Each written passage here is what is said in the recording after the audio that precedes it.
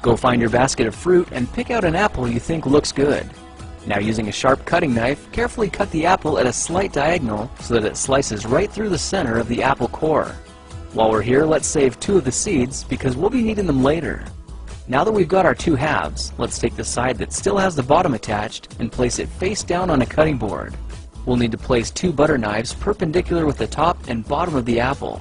Now we can carefully cut down along one side of the apple core until the knife bottoms out on our makeshift spacers, then use the spacers as a guide to gently cut in from the side. When the 2 cuts meet, you'll have an apple wedge that pops right out. And while we're here, let's cut a piece from the other side the same way.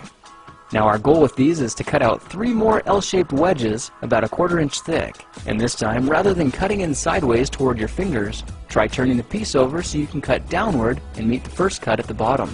Now with a little wiggle, a new apple wedge should break free. If you repeat the process 2 more times, then stagger the pieces back together, the effect is a beautifully layered wing. Now just cut the other piece the same way and your swan's body should look like this. To make a place for the head, all we need to do is carefully cut into the front of the body and gently lift the pieces out to reveal a clean and fairly deep groove. At this point we can go ahead and grab the other half of the apple and place it between the butter knives like before, but this time we're just going to use them as spacers to cut an even slice off the bottom.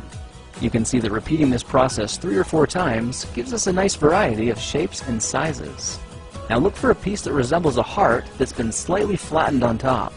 All it takes to form the swan head is 3 strategic cuts with a knife. I made 1 angled cut to form the head, a horizontal cut to form the neck, and 1 slanted cut at the bottom for the base. Now you should be able to see how this is coming together, and to clean it up a bit, just use your knife to round off the sharp edges. All that's left now is to place the apple seeds where you think the eyes should go, then use the side of a butter knife to press them firmly into position. When both eyes look good, simply drop the neck into place, and you're done. You've just created a beautiful and decorative apple swan.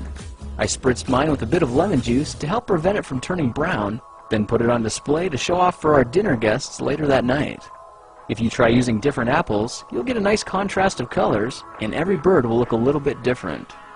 Well, now you know how to take any ordinary apple and turn it into a decorative and edible apple swan. If you like this project, perhaps you'll like some of my others. Check them out at thekingofrandom.com.